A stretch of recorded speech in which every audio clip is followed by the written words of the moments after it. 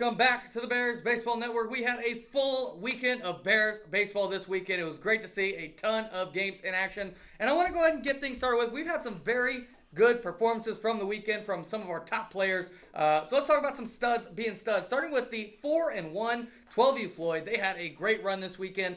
4-0 going into the championship game, and then just kind of ran out of arms, ran out of gas. But what an amazing weekend from this 12U Floyd team. This team continues to get better.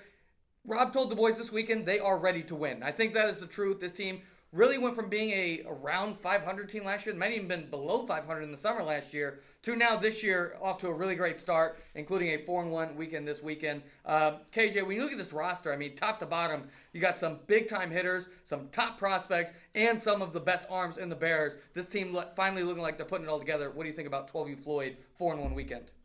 Yeah, I think these guys had a really good off season, and it's a group of guys that are ready to take off, and it's a group of guys that's a lot of raw talent, but have worked really hard, and like Rob said, I think they're ready to go. Bernie, we did our top 50 players last week, and just from this weekend, if there was one of my biggest regrets after seeing the games this weekend, it was that I didn't have Cooper Woolen in my top 5. He was absolutely unbelievable this weekend, an 18-21 OPS. He had 5 doubles in 5 games, and Bernie, they were big boy legitimate doubles. This guy's absolutely raking. I mentioned sometime last year that I thought Cooper Woolen was the best hitter on this team. And with Owen Haynes' hot start and Cooper's kind of slow start, I had the order flipped in my top 50. But Bernie, Cooper looked like not only the best hitter on this team this weekend, he looked like one of the best in the Bears. What do you think about Cooper Woolen this weekend and going into 2025? Yeah, I said it last week on that show as well. Cooper, I think, was my number 10. And I said, look, this guy's off to a slow start, man, but he's shown he can be the best hitter on this team at any given moment. I thought he proved again this weekend. I think the slow start was, just what it was, a slow start. He's going to come back here. And this guy is easily, a top 6-7 hitter in the Bears at worst. Yeah, I mean, this guy absolutely crushing the ball this weekend. He's what we call a disciplined free swinger, meaning this guy, he's up there hacking. He's up there being aggressive, but he's not going to get himself out. And I think that's the biggest difference from Cooper now to Cooper 12 months ago is he's going to go up there hacking. If you throw him a fastball over the plate, it's going to get crushed, but he's not going to get himself out on off speed or fastballs out of the zone. So very, very impressive stuff from Cooper Woolen. A monster weekend for 12U Floyd. Speaking of monster weekends, Rudy Montenegro Langley added 2 more home runs. He's up to 5 on the season. KJ, he's got as many extra base hits as he's played games this year. He's been absolutely on a tear. Easily a top 2 hitter in the Bears for me. KJ, what do you think about Rudy Montenegro Langley? And not only did he hit 2 more home runs this weekend, he's on high school fields. These are big boy fields he's playing on and absolutely crushing the ball over the fence. Give me your thoughts on Rudy Montenegro Langley, another monster week. Yeah, I think Rudy's starting to solidify himself as, the best all-around player in the Bears. Every time this guy's up, it's like you're almost surprised when he gets out. Not the other way around. I mean, this guy is just crushing the ball. He's got exit velo to show for it. He's putting everything together.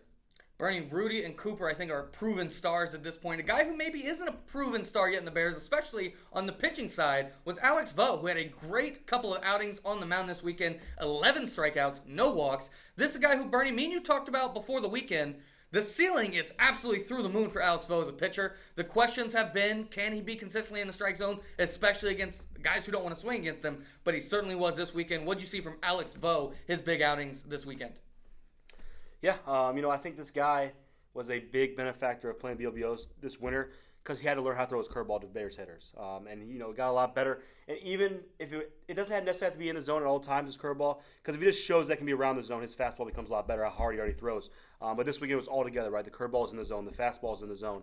And if both those things are working, man, he has the argument to be the best pitcher on the team when he's that locked in. Yeah, definitely a sky-high potential for Alex Vo. Showed it this weekend. KJ, another guy with sky-high potential and showed it this weekend was Nifri Kabarkis. He hit his first home run of the season. He's got a 1668 OPS. And KJ, it's been tough for this 14 Floyd team to really get things going. It's been a lot of stop-start with the rainouts. But Nifri Kabarkis has hit every single weekend. He's proving to be the kind of anchor to this lineup alongside Nick Byrne. What do you think about Nifri Kabarkis this weekend, and what have you seen from him so far in 2025? Yeah, I think, in the 3 years I've known Nifri, this is probably the most altogether I've ever seen him at the plate. He is swinging so hard. He's making such loud contact. And I think the big thing before was kind of getting him to, be really aggressive. And I think this year he's been super aggressive. He's hitting the ball all around the field. He's hitting home runs, like you said. He's hitting extra base hits. So he's been all around the best hitting-wise I've ever seen him. Yeah, very, very impressive stuff from Nifri Kabarkis. We've got 8 other guys here that I think are off to very nice starts. And I'm going to go ahead and put KJ and Bernie to the test here with the Legitometer. This is how it's going to work. I'm going to give you a player and their stats for the season. I want you to give them a 1 to 10 on the Legitometer. 10 being you think this is 100% who this player is. This is the numbers he's going to put up all season. 1 being you think this guy's going to do a complete U-turn and fall all the way down back to the bottom. I got 2 prospects and 2 players from every varsity team. So let's go ahead and start Bernie with you. Colby Howard, a 1485 OPS on the season. He backed it up with 2 more doubles this weekend. This is a guy who I think just over the past 4 or 5 weeks has really sprung up in terms of his perception among the Bears coaches. This guy's off to a really nice start. Bernie, Colby Howard on the Legitometer. What are your thoughts for him? Yeah, look, this guy's had a great start. I'll give him I'll say 6.5 on it, just because the 1400 OPS is very hard to do. That's Harrison and Rudy territory there a little bit, but I don't think it's surprising that this guy averages or ends up around 1,000 1050 OPS. Yeah, Bernie, Colby Howard, he hasn't been here that long. He's very new to the Bears, still a rookie.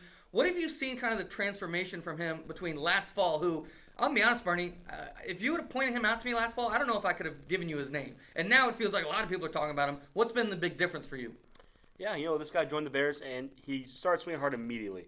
But if you watch the guy in the cage, man, if he got 8 pitches, he might make contact with 2 or 3 of them. He cannot keep his head still at all, man. But as he's gotten more reps, he has found a way to do it, and, it's going to show off now. KJ, Colby Howard's pretty new to the Bears, but a guy who's not new to the Bears, been here a little while, is Brooks Biddle, who's off to a monster start, hitting .545 on the season and 1145 OPS. He's also playing some very nice defense at first base. We don't really have stats other than fielding percentage for defense, but I can tell you from watching, Brooks Biddle's been very impressive on the defensive side of the ball as well. KJ, Brooks Biddle off to a great start, 1 to 10 on Legitometer. Yeah, I think this is a 9 for me, just because this guy has grown so much. Each season he gets better and better, and I've watched him take some at bats when we had that live tournament in here, and he hits the ball hard, and he's hitting the ball real hard, harder than I've ever seen him hit the ball. And he's playing a superstar role in that team, and so I think this is right around where Brooks Biddle is going to be. Yeah, there's been several players this year who were question marks coming into the year and off to great starts, and you're starting to see they're starting to build that confidence. And that's what I see in Brooks Biddle right now. He's starting to carry himself like a good player, which is a huge step in the right direction. I think this guy's off to a great start, and I think he's in for a big 2025. Bernie, a guy who's been one of the top innings eaters and top dogs on the mound for 14U Floyd is Landon Portell. His outing this weekend wasn't that good, but prior to this, 14 strikeouts, just 6 walks. He's been the lead innings pitch guy on this team for the season. And this is a guy, Bernie, I think a lot of expectations for, especially on the mound, and he's certainly off to a nice start. 1 to 10 Legitometer for Landon Portell. And I'll give him a 9. This is a guy that, I've out of all the varsity teams, I've gotten out to watch 14 Floyd probably the least amount so far. But when I showed up to one of their games, Landon Portell was pitching, and my mindset still is that this guy's the ace of the team. I don't know what the mindset is of, necessarily KJ or that coaching staff, but when I go up there, I still expect that he's the ace of that team. Yeah, and I think this guy, what do we talk about with our pitchers? They have to throw strikes, and they have to be able to do it with multiple pitches, and that is certainly what Landon Portell can do. This guy can throw strikes with at least 3 different pitches. He's adding a 4th one as well, and I think that's what you got to do to be successful at this age. He certainly has been great so far this season.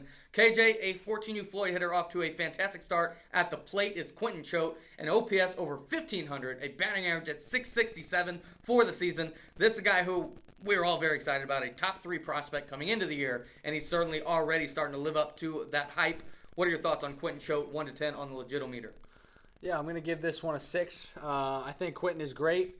I think Quentin swings the bat, harder than about everyone, but I think these stats are just a little too godly to keep up at this pace. But nonetheless, I think Quentin's going to have a great season. I think he's going to be around, the 450 mark for a batting average, which is still, elite. But yeah, Quentin has shown that he can be an elite hitter. Yeah, very few players hit near 700, especially at 14U. KJ, for you, looking at last year, Quentin obviously comes into the Bears very, very raw, but obviously a lot of talent, a lot of potential. What have you seen from him just in the first 4 weeks of the season that has really shown you he's starting to capture some of that potential?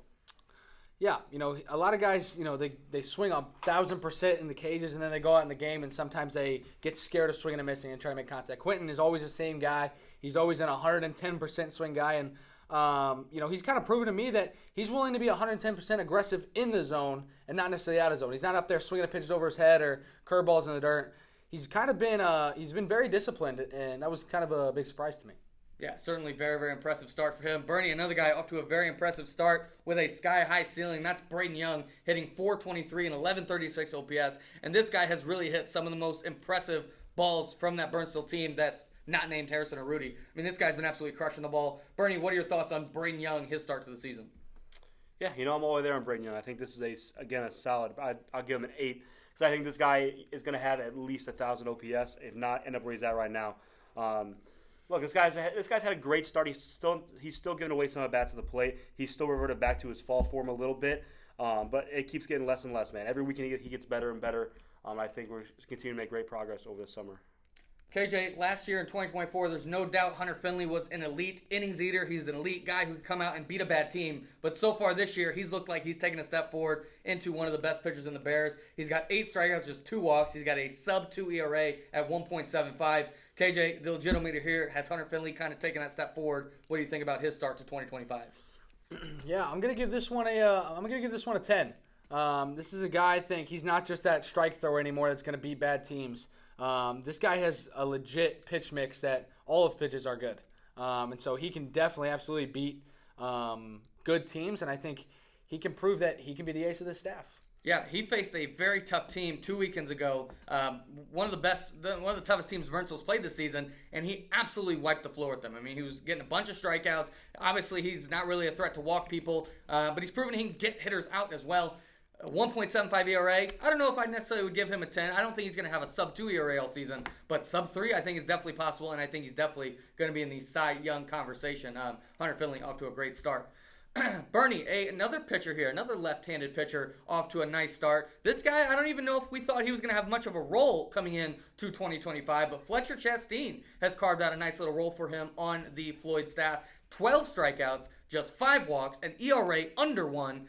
Those stats probably are going to be a little unrealistic for the season. I don't think he's going to have a sub-1 ERA at 12U. But Bernie, what have you thought about Fletcher Chastain, the legitimator for him to the start of 2025? Yeah, just from a pure stats perspective, I'll give him like a 6. I still mean by that he's going to have an ERA, I think, around 4, slightly below 4. 12 is a hard age to have a low ERA. But at least at the very least, what this guy has done is give himself a big shot here with Rob to have that expanded role, right? I think this guy's role is going to get bigger and bigger. His innings are going to go up, and we're going to see this guy's definitely have a shot to keep those kind of stats. Yeah, I mean, this is a guy who last year was kind of a question mark if he was even going to throw strikes. This year, not only is he throwing strikes, but he's doing it with multiple pitches. He had an at-bat this weekend. He was facing the 4-hitter on the opposing team and threw him 3 straight curveballs for a 3-pitch strikeout, all 3 swinging. I mean, the guy was just sorting at it in the dirt. I mean, it was just a dominant at-bat. I think Fletcher Chastain has shown that type of potential, and he could be maybe not one of the top pitchers on this staff, but certainly be a consistent innings guy for this team. And KJ, finally, maybe the most interesting hot starter to the season, it's Weeden Hainline, who's got a batting average up near 600, 593 on the season. You thought maybe it was just a hot start for the first 2-3 weekends. No, he continues to hit around 600 again this weekend. KJ, it doesn't seem to matter. Hard thrower, slow thrower, good team, bad team. Doesn't seem to matter. Weeden Hainline just continues to hit. He's moved up to the 5-hole in the lineup. KJ, is this legitimate? Is Weeden Hainline just now the guy offensively? What have you thought about his 2025 1-10 on the legitometer? Yeah, I'm going to give this one a 7. I've kind of been all over the Weeden train this season. And I'm be honest, before this season, I definitely didn't expect this. But Weeden has, totally 180'd his approach. He's up there swinging really hard. He's making loud contact. I thought this was a guy who, he's going to bat towards the bottom of the order. He's going to put the ball in play, get runners over. But I couldn't have been more wrong. This is a guy who's swinging hard. He's putting the ball in the gap. He's getting extra base hits. So I think this is legit who Weeden is now. I remember Weeden's first hit of the season was a bomb double over the outfielders' heads. It was the first ball I've ever seen Weeden hit. And I remember thinking, hey, good for Weeden, man. He got a nice double. Probably not going to see too much of that, right? And then his next at-bat, he hits another double over the outfielders' heads. I'm like, what the heck is going on? And then Rob is like, what do you think about putting Weeden in the 5-hole? And I'm like, I don't know. I feel like it might be a little too early for that. This might just be a hot start. And then he just keeps on hitting. So I'm done trying to bet against Wheaton Hainline. He just continues to prove me wrong. I think this guy, sky's the limit for him. He's playing great defense when he does get out there. Obviously, his pitching has been dynamite. We knew that from Wheaton Hainline coming into the year. But I'm done betting against Wheaton Hainline. I'm going with a 10 for my legitimeter because at this point, I think Wheaton has just figured it out as a hitter, and I think he's going to keep doing it. We've got another great weekend coming up of Bears baseball, and very soon we're going to have our high school guys back in here, and the fun is only going to be even more as the high school guys come back. But that's going to do it for this episode of the Bears Baseball Network, and we'll talk to y'all next week.